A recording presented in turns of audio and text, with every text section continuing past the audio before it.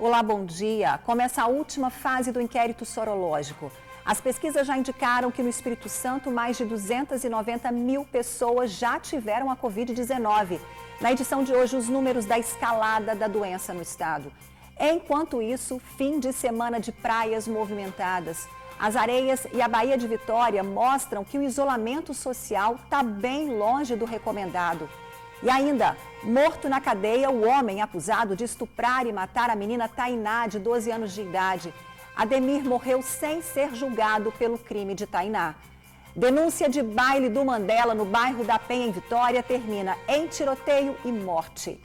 Imprudência. Adolescentes se arriscam no meio da BR, em frente aos caminhões. Um deles grava a brincadeira perigosa. Nova paralisação de motoristas de ônibus municipais de Vitória, os chamados verdinhos. O TN1 traz também os serviços dos pequenos empreendedores que precisam da sua força para garantir a renda da família. Você vai ver as ofertas já, agora no seu TN1.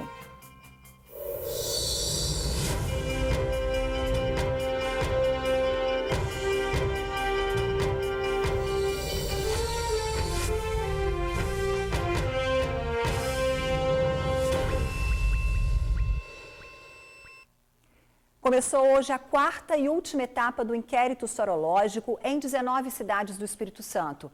Os testes servem para identificar as pessoas que já foram contaminadas pelo coronavírus. Logo, a família abriu a casa para receber a equipe de testagem. Na residência, 5 pessoas. Noberto foi o sorteado. Prontamente a sua família abriu a porta da sua casa para receber a equipe. O que motiva vocês a se colocarem à disposição para participar desse processo? Porque nós ficamos doentes alguns dias, eu, minha esposa, e a gente estava precisando fazer esse teste para a gente saber se a gente tinha realmente a Covid ou não. Aqui na casa do senhor, vocês costumam sempre tomar todos os cuidados necessários quando sai, quando volta? Usamos máscara, usamos o álcool gel, já deixa ele separado já, para sempre quando está chegando ou saindo, a gente usar. Em Viana, 5 bairros vão receber a equipe do inquérito sorológico. O município tem atualmente 670 casos confirmados de Covid-19. 36 pessoas morreram vítimas do coronavírus. Por 2 vezes, o município de Viana foi selecionado para participar das testagens sorológicas. Na primeira etapa, 216 pessoas foram testadas. 17 deram positivo para o Covid-19. O inquérito ele é um estudo do comportamento da doença no estado.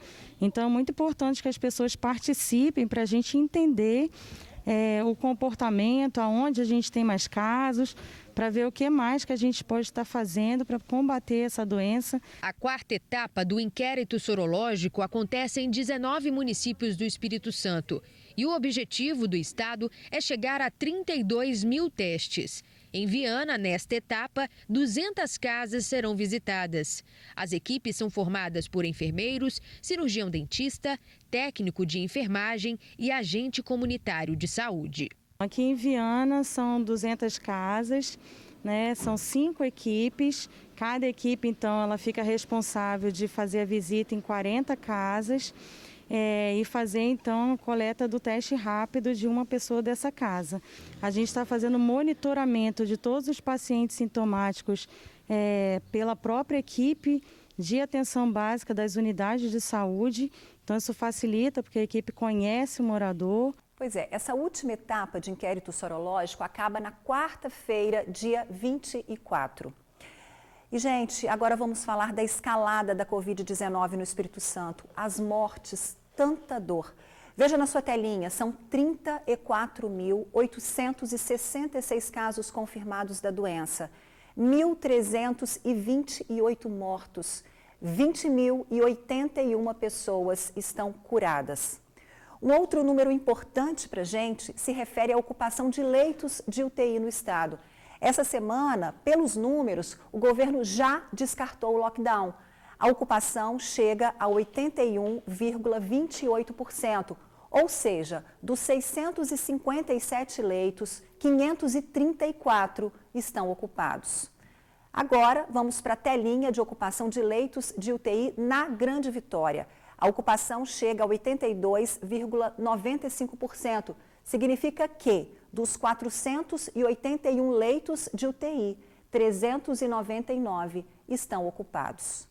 E para comentar esses números, a repórter Tainá Lopes está ao vivo com o secretário de Saúde do Espírito Santo, Nésio Fernandes. Muito boa tarde para vocês, Tainá.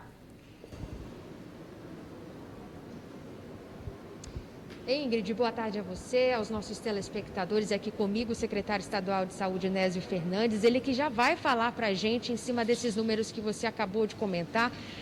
Os nossos números continuam crescendo, né, secretário? Mas já é possível fazer uma avaliação se de fato a gente começa a chegar naquela zona de estabilização ou ainda temos que nos preocupar, ainda é um processo de números aumentarem, casos surgirem.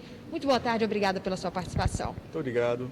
É um erro concluir de maneira muito honesta, do ponto de vista intelectual, que exista no Espírito Santo uma estabilização consolidada. O que nós percebemos e que nós estamos concluindo como governo é que há uma tendência de estabilização nos municípios de Vitória e Serra, ainda com casos crescentes nos municípios de Cariacica, Vila Velha e um tensionamento muito grande no conjunto do interior do estado do Espírito Santo, fora da Grande Vitória. O resultado final disso é que nós estamos vendo todos os dias no painel do Covid do governo do estado do Espírito Santo. Mais de 1.000 casos por dia novos confirmados. Uma letalidade, uma quantidade de óbitos acumulados muito grande pela evolução catastrófica que a doença tem no nosso estado. Então nós precisamos entender de que o grau de indisciplina social que ocorreu nos últimos dias, nas últimas semanas, poderão inclusive nessa semana e na próxima, romper esta tendência de queda que há na Grande Vitória, inclusive somar um novo crescimento de casos na Grande Vitória aos casos do interior. Essa redução do isolamento social, ela também provoca o aumento da pressão sobre o serviço de saúde e de outras doenças. Assistência de trânsito, violência, situações de alcoolismo. Existe um conjunto de situações que não estavam pressionando o serviço de saúde que passam a pressionar simultaneamente. Então é equivocada qualquer conclusão precipitada de que há uma tendência de consolidada de platô. Nós caminhamos para, na Grande Vitória, ter essa tendência. No entanto, desde que a gente consiga manter o grau de isolamento social que nós vimos mantendo por esses 60 dias. Na medida que reduz esse isolamento social, nós temos pessoas que estavam preservadas, protegidas em casa, se expondo na sociedade e que poderão ter, então, um desfecho desfavorável sendo infectadas pelo Covid. Secretário, isso que o senhor falou agora é tão verdadeiro, as pessoas elas estão cada vez mais tendenciosas a acreditar que a gente está chegando numa zona de conforto. A gente tem imagens, inclusive desse final de semana, de praias movimentadas em Vila Velha, muita movimentação de gente na praia, banhistas praticando esporte, aproveitando o sol. A gente tem também imagens da Ilha do Frade, na capital, barcos lotados na Baía de Vitória, gente que parece não se preocupar com o que está acontecendo, até mesmo desacredita do risco desse vírus. A gente está vendo essas imagens agora de festas, né, dentro desses barcos na Baía de Vitória. O que o senhor gostaria de dizer para essas pessoas em relação aos números que o senhor acabou de comentar, a realidade que a gente pode vir a viver nas próximas semanas e tudo isso acontecendo ao mesmo tempo? Quero fazer um apelo à sociedade que entenda que nós ainda não acabou, só acaba quando termina. Eu comento sempre com os meus colegas, não terminou, gente. A pandemia vive num estágio muito avançado no nosso estado do Espírito Santo. Vejam o que está ocorrendo com o estado de Minas Gerais agora, com os estados do sul do Brasil. Aquele silêncio que eles viveram não era por ter um desempenho melhor na pandemia, eles viviam uma etapa anterior à pandemia daquela que o Espírito Santo estava vivendo. Nós até aqui temos vencido, até aqui nós conseguimos garantir medidas que puderam expandir a rede de serviços de saúde, garantir que os pacientes tivessem acesso ao leito hospitalar, só que os leitos não vão derrotar a pandemia. O que vai derrotar a pandemia é romper a cadeia de transmissão com o distanciamento social e o isolamento de pessoas sintomáticas. Essas expressões de indisciplina social, elas são confundidas também por diversas narrativas que existem no Brasil de que menosprezam o potencial de dano da pandemia. Algumas narrativas que levam e estimulam a desobediência civil. É o pior dos mundos possíveis. O pior dos mundos possíveis é este, onde a sociedade não acredita no risco iminente que ela mesma se submete pelas suas próprias decisões. Então, eu faço um apelo à sociedade capixaba de que mantenha a disciplina e a adesão ao distanciamento social. Nós não podemos nos cansar do isolamento, nós não podemos nos cansar do assunto da pandemia, porque ela é real e cada vez mais se aproxima da vida de todos.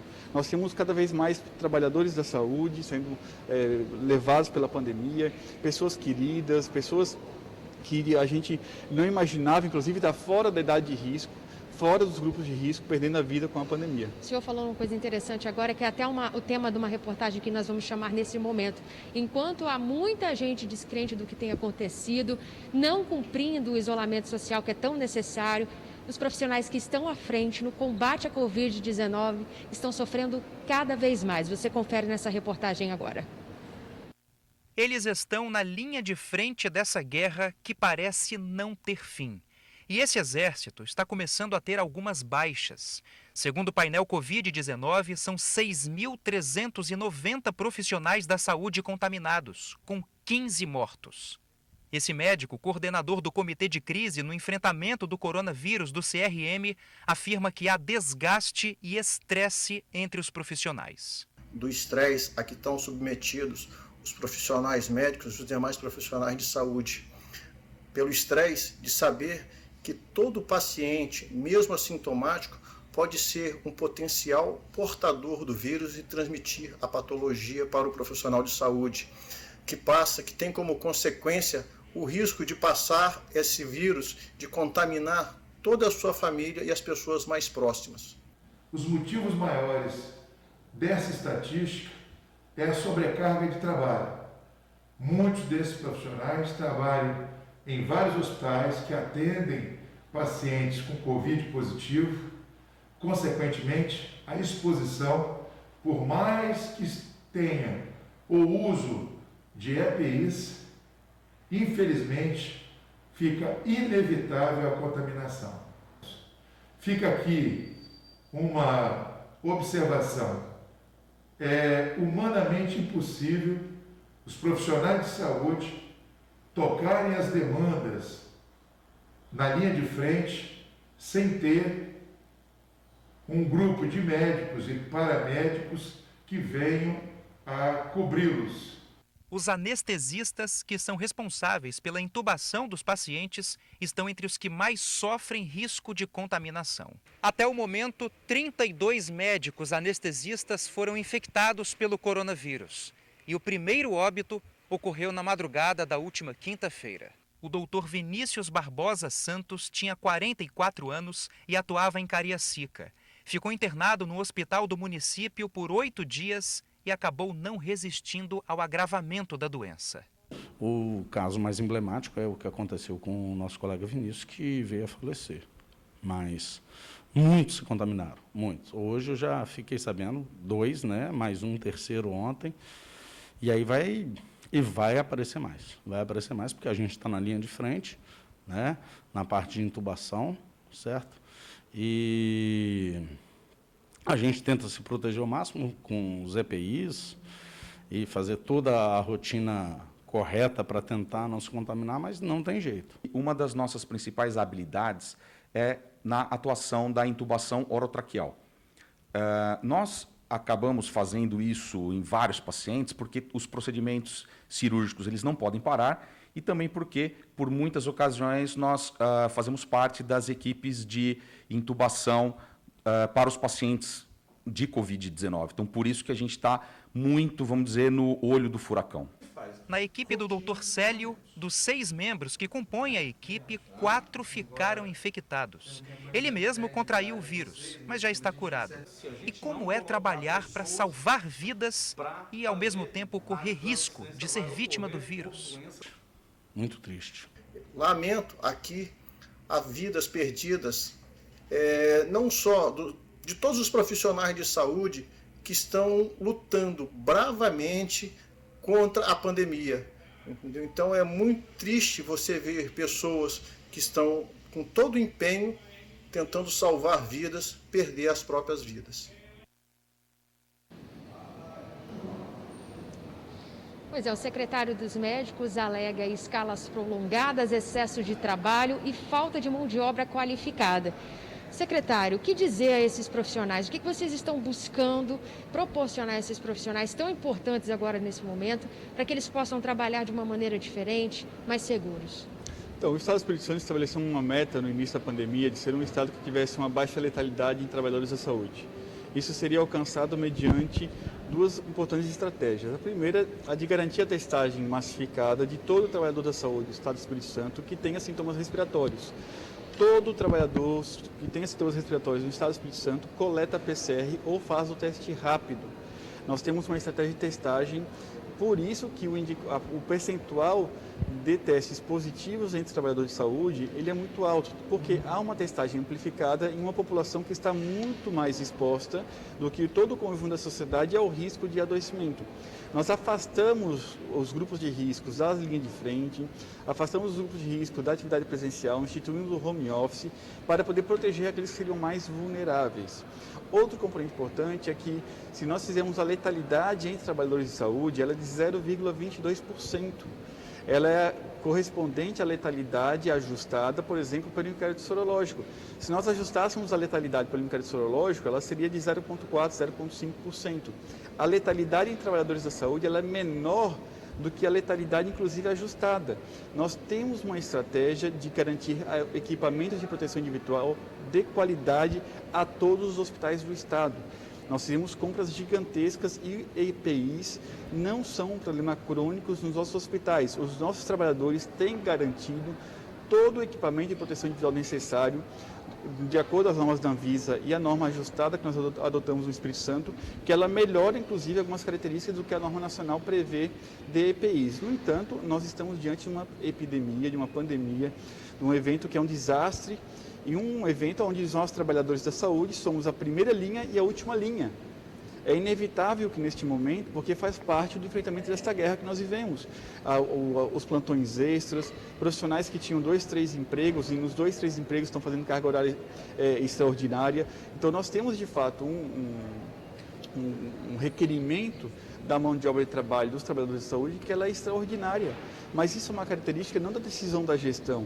Isso é uma característica da situação de desastre que a gente vive e daqueles que estão na primeira e na última linha de frente de enfrentamento ao coronavírus. O que demonstra, eu acho que um grande reconhecimento que toda a sociedade e respeito deve ter com os trabalhadores da saúde pública e privada, que estão entregando as suas vidas, todas as suas energias para poder salvar pessoas que evoluem a desfechos catastróficos com a pandemia. Secretário, antes da gente terminar, aproveitando a sua presença e a oportunidade de estar te entrevistando, a gente vai trazer aqui para o senhor uma pergunta de uma telespectadora. Ela quer saber, com base em todos esses números que o senhor comentou, se há possibilidade de volta às aulas.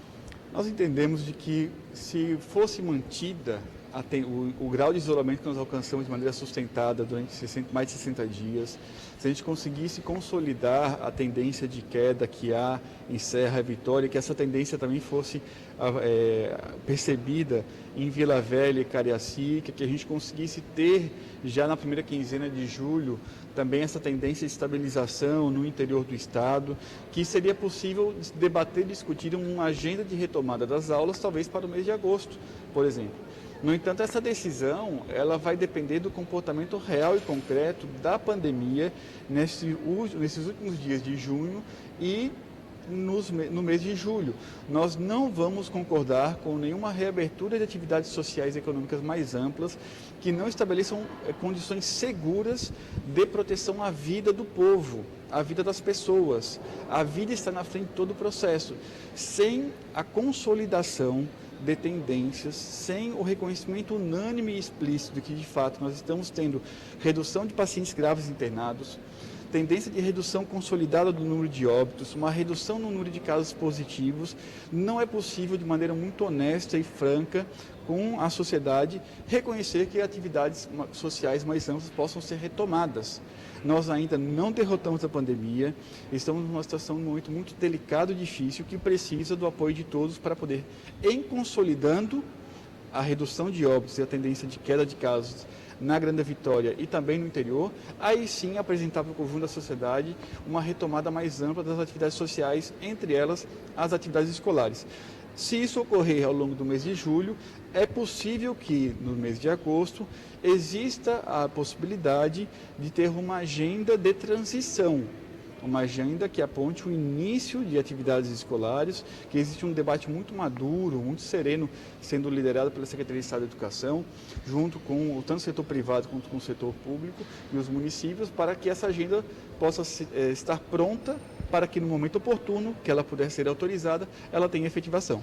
Secretário, muito obrigada pela sua participação aqui no Tribuna Notícias, primeira edição. Ficou tão claro, a gente repete essa questão da importância do isolamento social, de cada um fazer a sua parte, mas infelizmente, por mais que a gente repita isso todos os dias no jornal, tem gente que não se conscientiza. Então, para a retomada da normalização da vida, por exemplo, como ir para a escola, ter nossos alunos indo para a escola, depende muito também do nosso comportamento e de como nós vamos nos portar diante dessa doença.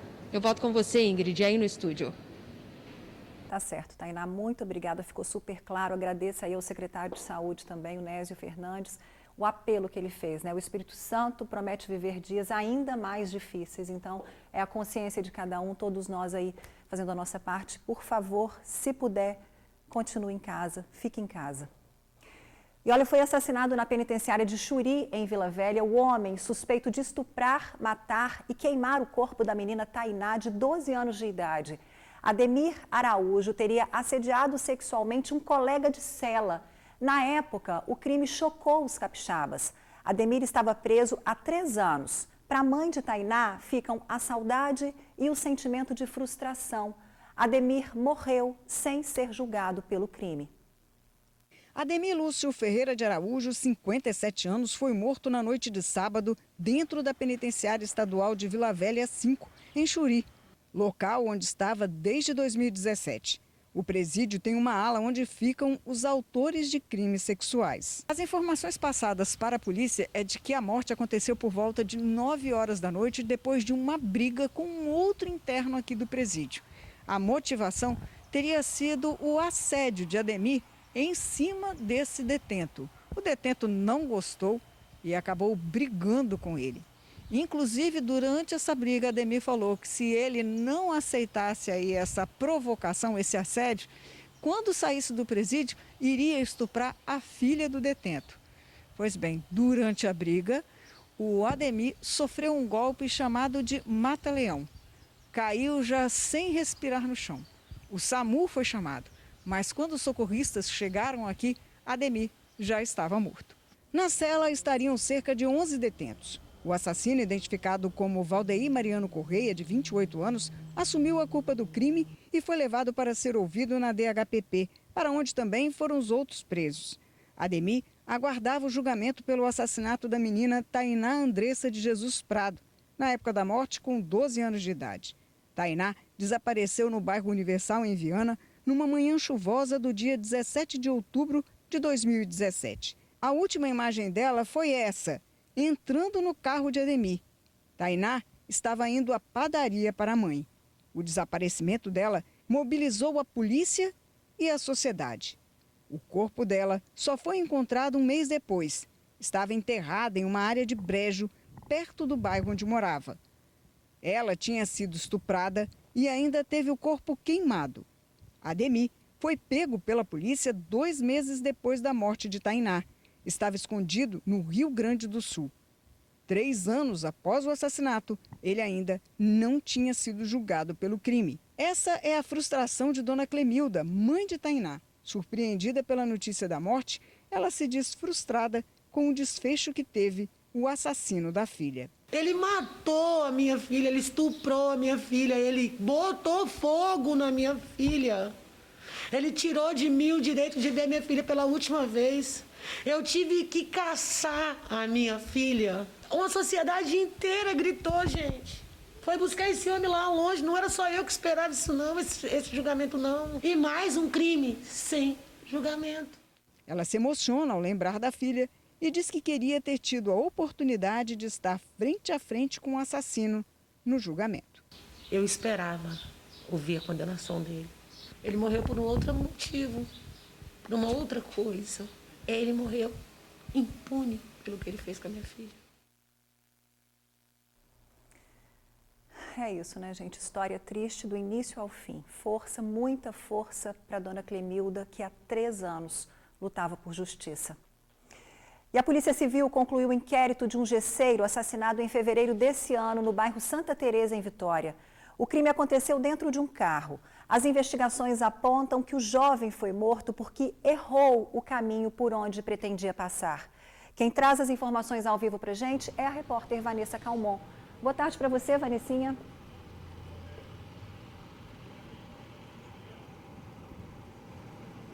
Muito boa tarde, Ingrid. Boa tarde a todos. Olha, exatamente isso. Esse crime aconteceu no dia 16 de fevereiro desse ano. O Douglas Martins, de 26 anos, ele foi assassinado com 2 tiros, um na cabeça e um no peito, dentro do próprio carro. E os 4 criminosos que participaram dessa ação efetivamente abandonaram o carro no bairro Santa Teresa, em Vitória.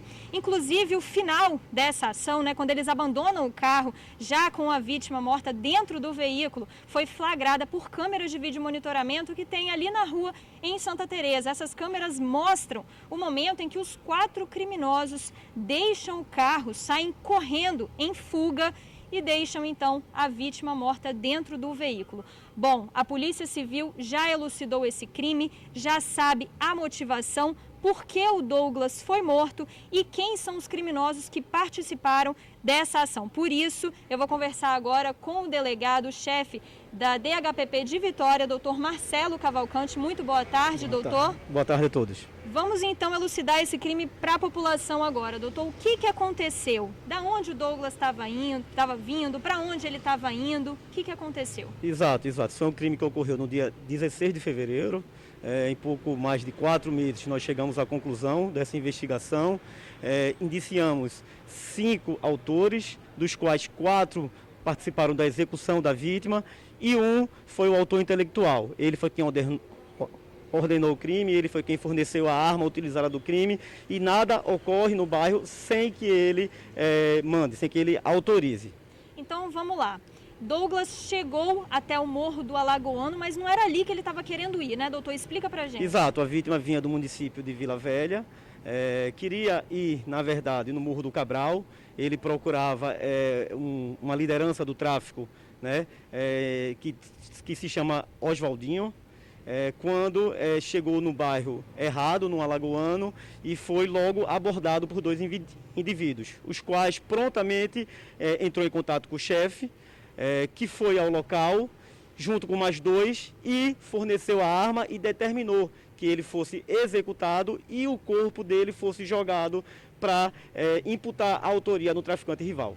Quer dizer então, delegado, que quando o Douglas chegou no Morro do Alagoano, confundiu, né? Ele se confundiu, chegou no Morro do Alagoano, o chefe do tráfico foi chamado e por conta de disputa de poder com esse Oswaldinho que ele estava procurando, o chefe então determinou a execução dele, é isso? Isso aí, ele se sentiu desprestigiado por ter, pela vítima estar procurando um traficante rival, o traficante que não pertence àquele morro. E com uma crueldade tamanha, mandou que a vítima fosse executada e o corpo jogado neste bairro rival a fim de imputar a autoria para o traficante. O importante é que todos foram identificados, inclusive a posição que cada um ocupava no veículo. 2 já encontra-se preso e a gente pede ajuda da sociedade a fim de que esses outros 2 que faltam ser presos, venha a informação para que as forças de segurança possam se unir e colocar esses 2 criminosos atrás das grades. Doutor, vamos falar então mais uma vez, vamos reforçar, né? Quem está preso, quem está foragido, como é que a população pode ajudar a polícia a encontrar essas pessoas que ainda faltam ser presas? A população pode ajudar através do 181, através de denúncias anônimas, né? Nós temos hoje 2 presos, 2 elementos presos, o Milton e o Matheus, e ainda faltam 2 ser presos. O menor Alex, que não é maior, que não é menor, ele é maior, e o outro elemento para que assim nós possamos botar atrás das grades esses criminosos que executaram esse bárbaro crime. Inclusive, doutor, você falou que o menor Alex foi quem efetuou os disparos na vítima. Exato, né? Nas imagens, as imagens são claras, as imagens por si só falam, nós podemos observar que um sai do banco de trás, né, atrás do passageiro, com uma arma na mão. Essa arma ali nós qualificamos como sendo o Matheus. tá? Ele, o menor Alex, ali nós qualificamos como menor Alex. Ele é quem nós precisamos colocar atrás das grades. Agora, doutor, sobre o Oswaldinho, né? A quem a vítima teria ido lá procurar. Esse Oswaldinho, ele está preso também? Preso. O Oswaldinho está preso. O Oswaldinho é um criminoso quanto mais. Foi preso no dia 4 do mês passado, ali em Jucutuquara, no bairro de Jucutuquara. É um criminoso quanto mais, que também já encontra-se no local onde deve estar, atrás das grades. Bom, então é isso. Quem puder, denuncie, ligue para o 181, a denúncia é anônima. Você pode, então, ajudar a polícia a encontrar esses outros 2 suspeitos que são procurados por esse crime brutal, bárbaro, que vitimou o Douglas Martins, de 26 anos, aqui em Vitória. Tá certo, Vanessa. Muito obrigada pela sua participação. Agradeço também ao delegado. Então, botar esses jovens aí tão cruéis na cadeia, denúncias pelo 181. E a violência que não dá trégua, uma denúncia de baile do Mandela no bairro da Penha, em Vitória, terminou em morte. Quando a polícia chegou, teve confronto e, na troca de tiros, um homem acabou baleado e morto. Segundo a PM, a vítima carregava uma bolsa com armas e drogas. A polícia recebeu informação que um baile do Mandela acontecia no Morro da Penha, mais precisamente perto do Beco Santino Bruschi, conhecido como Beco 2, e que homens armados estavam no local. A Força Tática, então, foi até lá. A equipe da Força Tática foi recebida a tiros e, claro, acabou havendo aí um confronto entre os policiais militares e também as pessoas que estavam atirando contra os agentes. E um detalhe, uma pessoa acabou sendo baleada. Os PMs ainda tentaram descer, socorrer essa vítima, enquanto os outros homens continuavam atirando. Só que, infelizmente, a vítima chegou a ser socorrida, mas não resistiu aos ferimentos.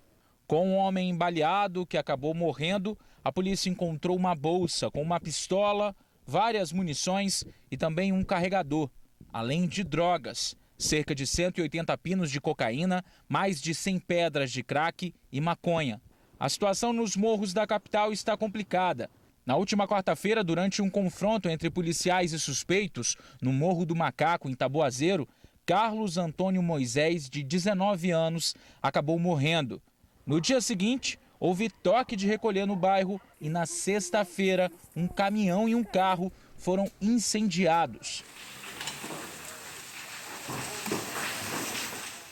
E olha o que aconteceu. Durante um ato para homenagear os mortos vítimas do coronavírus no estado, uma mulher arrancou os cartazes que haviam sido colocados na areia e no calçadão. Ao todo, foram 130 cruzes e faixas fixados na praia de Camburi. A mulher, que estava sem máscara e fazia uma caminhada, começou a gritar, xingar e destruir tudo que havia sido montado. Ironicamente, os manifestantes aplaudiram a mulher, que voltou e novamente começou a arrancar mais faixas. Pra que isso, né?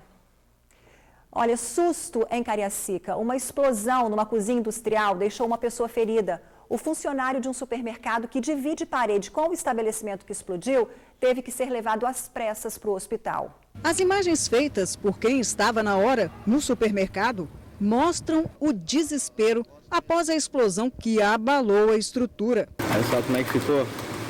Abriu uma cratera no chão, não tinha um buraco, tinha um negócio aqui, ó.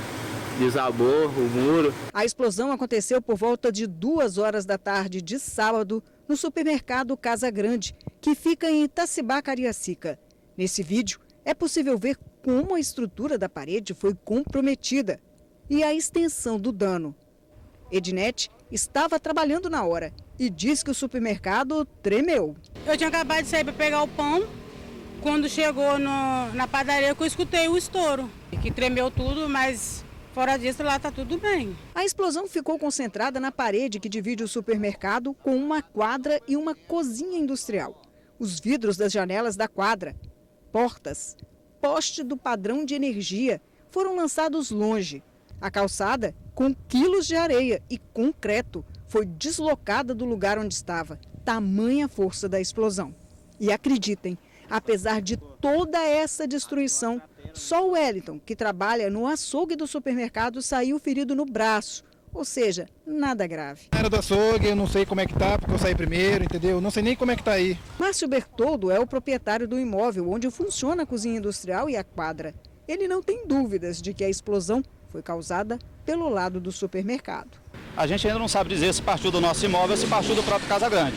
Se vocês forem no meu lado aqui, onde que existe uma cozinha industrial que fornece alimentação para presídios, vocês vão ver que não existe nenhum afeto de piso, de parede, de nada internamente da nossa cozinha. Já o supermercado Casa Grande, por meio de nota, informou que a explosão teve como origem a cozinha industrial. Para vocês terem uma noção do que foi essa explosão, olha a calçada, o pedaço da calçada que foi removido e que ficava perto de onde está aquele portão vermelho ali, ó, na subida dessa escada. De acordo com o Corpo de Bombeiros, essa explosão detonou em tudo isso que vocês estão vendo aqui, cerca de 4 toneladas de entulho. O Corpo de Bombeiros foi chamado e uma avaliação da situação foi feita. Parte da cozinha e depósito do supermercado, onde a explosão se concentrou, foi interditada. Em Cachoeiro de Itapemirim, adolescentes foram flagrados brincando de uma forma muito perigosa. Enquanto 3 corriam para o meio da BR e se arriscavam em frente aos caminhões, um 4º adolescente filmava a ação. Enquanto um homem corre pelas margens da BR, ao fundo, é possível ver um adolescente que entra na frente de um caminhão. O veículo carregado de placas de granito buzina e segue viagem. Nessa outra imagem, o garoto espera o caminhão chegar perto e entra na frente dele. Nesse vídeo gravado de longe, os meninos entram na frente de outros 2 caminhões. E a brincadeira, que não tem graça nenhuma, muito perigosa, continua. A Polícia Rodoviária Federal ficou sabendo do que estava acontecendo e foi até o quilômetro 415 da BR-101, na altura de Itapemirim. E visualizou, de fato, 3 adolescentes entre 15 e 16 anos fazendo o que é chamado de quebradinha e um homem de 22 anos filmando tudo. Um outro fato que chamou a atenção é que o pai de um desses adolescentes estava em um carro mais afastado observando tudo. Só que esse carro era um carro oficial da Prefeitura de Cachoeiro de Itapemirim. E mais fora da pista, estacionado próximo a uma estrada de chão, havia um veículo oficial da Prefeitura de Cachoeiro de Itapemirim com um motorista e 2 crianças, uma de 10 anos, que seria a filha desse condutor, e uma outra criança de 8. Perguntando ali para eles o que eles faziam no local, eles disseram que tinha esse hábito de procurar alguns locais de trechos de rodovia federal, rodovia estadual, ou até mesmo dentro das cidades, para provocar as chamadas quebradinhas. Segundo a PRF, no celular apreendido durante a abordagem, outros vídeos com a mesma brincadeira nada saudável foram encontrados. Após acessar os celulares dos envolvidos, constatamos o que nos chocou bastante, diversos vídeos desta data e de datas pretéritas, com manobras arriscadas, desvios bruscos de caminhões jogando para contramão, caminhões carregados, fazendo com que outros caminhões tivessem que deslocar para o acostamento.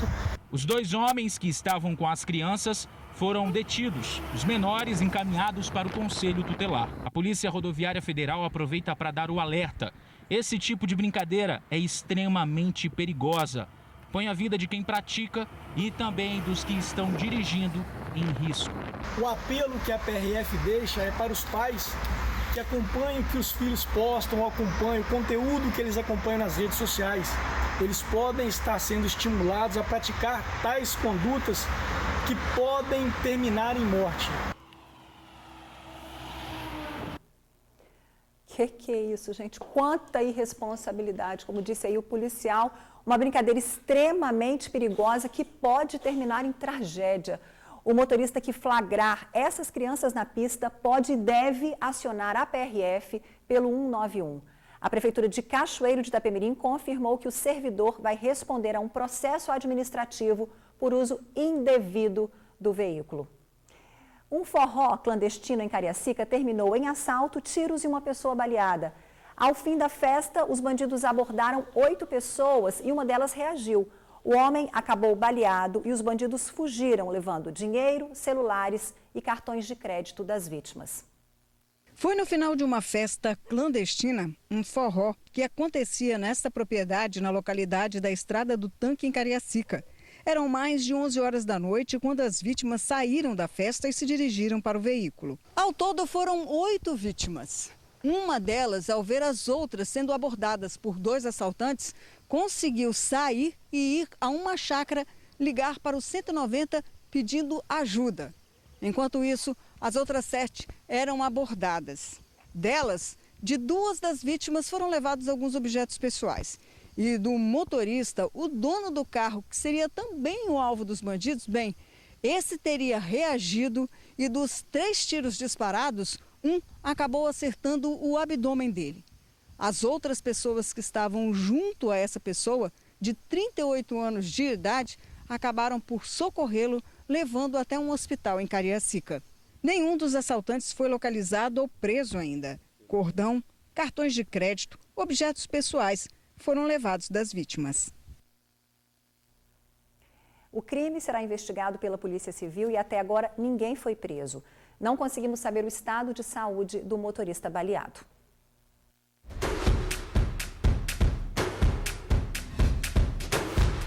Olá, eu me chamo Marcos, trabalho em comunicação visual e nesse período do coronavírus vou te apresentar a lixeira cidadã.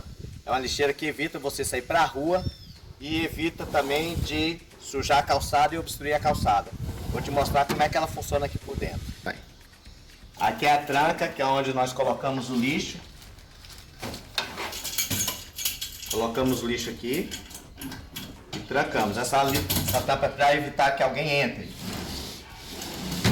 E essa outra tranca aqui, ó, é a segunda tranca, onde você tranca ela para a pessoa não puxar para fora. No dia da coleta de gás, puxou, liberou. Beleza? Fala sério, eu achei essa ideia sensacional. Lixeira cidadã, para deixar a nossa casa ali, a frente da nossa casa limpinha e a cidade também, né, gente? Então, vamos encomendar essa lixeira? 99974-7084, falar com o Marcos. 99974-7084, falar com o Marcos. Ideia genial da lixeira cidadã. E olha, em Cariacica, uma academia foi multada em quase R$2.000 após os alunos serem flagrados sem máscara. A academia fica no bairro Santa Fé e foi um dos estabelecimentos fiscalizados pela prefeitura. Vários alunos faziam atividade física sem máscara, que é obrigatória aqui no estado. Na mesma região, bares também foram notificados. Alguns que deveriam funcionar apenas no sistema delivery, funcionavam atendendo clientes no local. Além disso, funcionários também estavam sem máscara. A seguir, apreensão de armas, tiroteio e um baleado em Cariacica. Ainda em Cariacica teve um duplo homicídio.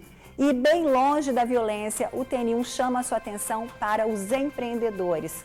Tem oferta de moda feminina nos classificados do TN. A gente volta bem rapidinho. Apreensão de armas durante patrulhamento no bairro Oriente, em Cariacica. Teve tiroteio e uma pessoa baleada. 2 submetralhadoras 380, carregador alongado e munição. Todo esse material foi encontrado pela PM durante um patrulhamento de rotina que terminou em tiroteio no bairro Oriente, em Cariacica, neste domingo.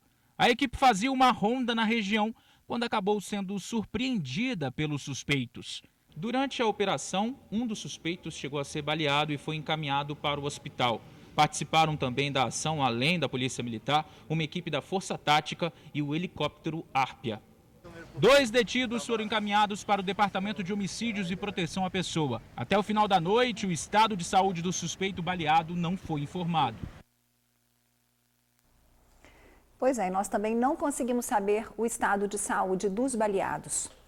E ainda em Cariacica, 6 homens encapuzados promoveram um tiroteio num bar. 2 pessoas morreram. Segundo testemunhas, uma delas não tinha rixa com a gangue criminosa. Era por volta de 10 horas da noite de sábado, quando os moradores de Vistamar, Cariacica, ouviram disparos. Quando cessaram, eles descobriram que 2 pessoas tinham sido atingidas. Estavam na região conhecida como Buraco Quente. As vítimas foram Luiz Henrique Contes Colaça, de 32 anos, e Romério dos Santos Silva, 28. Nenhum dos dois teve chance de socorro, tamanha quantidade de disparos que sofreram. As duas vítimas eram moradoras do bairro. De acordo com testemunhas, 6 homens encapuzados, armados e também usando colete saíram desta rua aqui e vieram para este canto, onde funciona um bar. Eles estavam à procura de uma pessoa, só que o alvo que eles queriam não estava aqui. Eles encontraram 2 outras pessoas que estavam chegando aqui no bar e resolveram usar toda a munição em cima desses 2. Luiz Henrique, de acordo com testemunhas, tinha até bronca, era envolvido com tráfico, mas ainda não era o alvo que essas pessoas procuravam. Só que Romério, a outra vítima, esse não tinha envolvimento com nada. Morreu por estar no lugar errado, na hora errada. É o que pensa a sogra de Romério. Ela conta que minutos antes ele estava em uma festa de aniversário em família, com um filho de 1 ano e 7 meses e a ex-esposa. Eu acho que ele foi morto enganado, porque nunca ouvi falar que ele tinha um envolvimento aqui com ninguém. Ele estava lá com a gente, ele ficou uns 15 minutos lá e desceu para comprar um cigarro.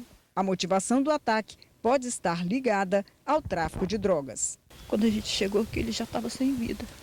Muitos tiros? Muitos tiros. Ele era meu ex-genro, mas ele não tinha rixa com ninguém aqui, com ninguém. Ele estava no lugar, na hora errada, no lugar errado.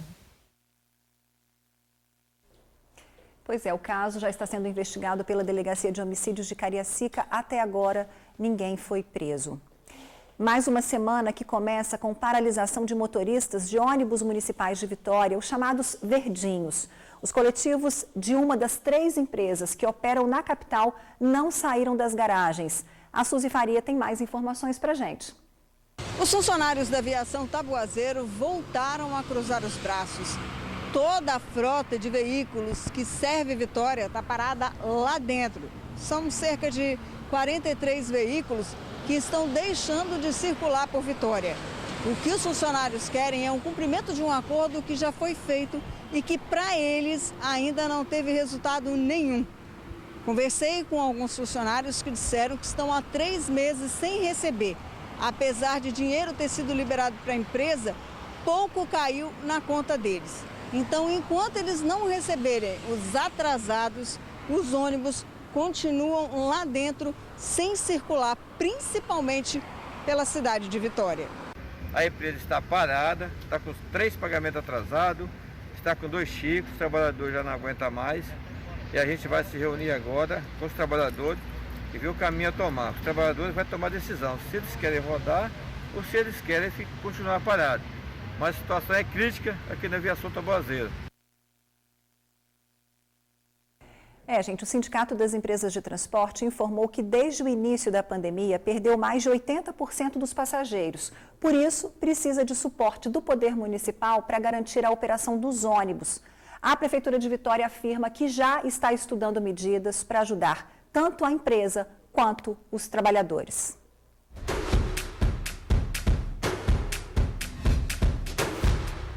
Olá, tudo bem com vocês? Eu me chamo Rosângela Luiz. Venho por meio dessa gravação para anunciar a vocês a loja Espaço VIP online de moda feminina, moda executiva. Venho por meio dessa gravação anunciar a vocês que aceitamos PicPay, cartão de crédito e cartão de débito. Deixarei aqui meus contatos, o meu Instagram e minha forma de trabalho. Obrigado. Bom dia.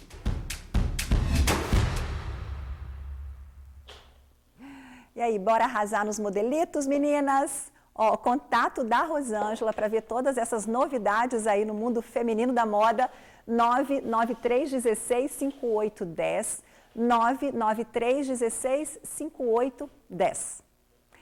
Em instantes, sem aulas, escolas são invadidas por vândalos. Só no interior, 8 colégios foram alvo de criminosos. No nosso retorno, tem ainda ofertas de serviço para deixar a sua casa bem limpinha.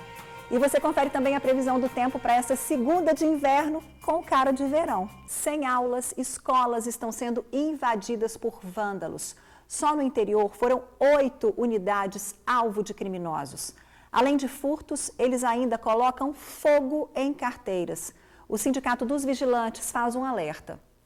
Com as escolas fechadas, a carga horária de alguns funcionários foi reduzida, entre eles os vigilantes. Antes, eles trabalhavam de segunda a sexta e em escala aos finais de semana. Agora, eles trabalham apenas 2 vezes na semana.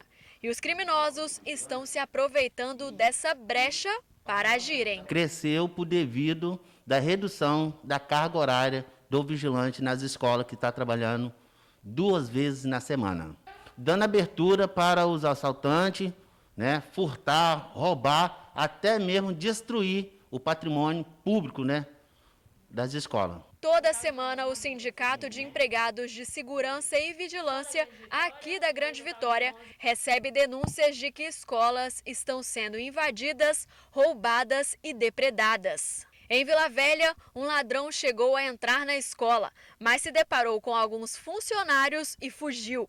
Recentemente, nós também mostramos uma escola na Serra que foi roubada.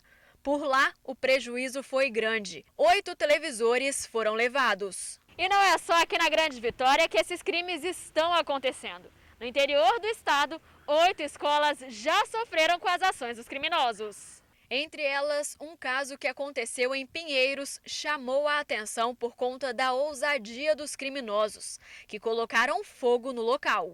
Os miliantes entraram, destruindo todo o patrimônio da escola, atirando até fogo, e nesse momento não tinha vigilante presente, dando a importância da presença do vigilante no posto de trabalho. A categoria faz um apelo para o governo e reforça a importância do serviço para a população. A gente quer reforçar para a sociedade como o vigilante é importante nos seus patrimônios. A Polícia Militar informou que faz o policiamento nos entornos das escolas e lembra que a vigilância patrimonial dos imóveis públicos não é de responsabilidade da PM.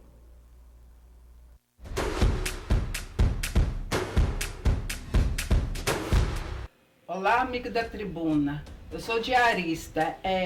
Devido a essa quarentena, estou parado. Mas se alguém interessar, vou dar meu número é 996 18 7498. Obrigada.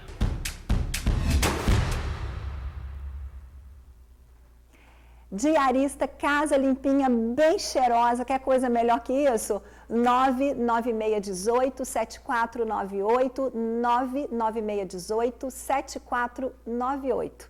E agora tem recadinho do Sebrae para você que começa a empreender. Desde o início do isolamento social, o Sebrae tem estado ao lado dos micro e pequenos negócios. E agora é hora de continuar junto. São 10 milhões de reais em consultorias gratuitas e online. Acesse sebrae-porondecomeçar.com.br. Então, gente, o inverno começou sábado, mas o fim de semana teve dias típicos de verão, né não? O sol apareceu no céu limpinho, super lindo final de semana. E a segunda segue do mesmo jeito, viu? Você vê imagens ao vivo da Avenida Dante Michelini, a Praia de Camburi em Vitória, com trânsito tranquilo na região. Segundo o Instituto Clima Tempo, não chove, o dia permanece com sol entre nuvens. Agora seguimos para a Avenida Beira Mar, ainda na capital do estado, que tem pistas livres.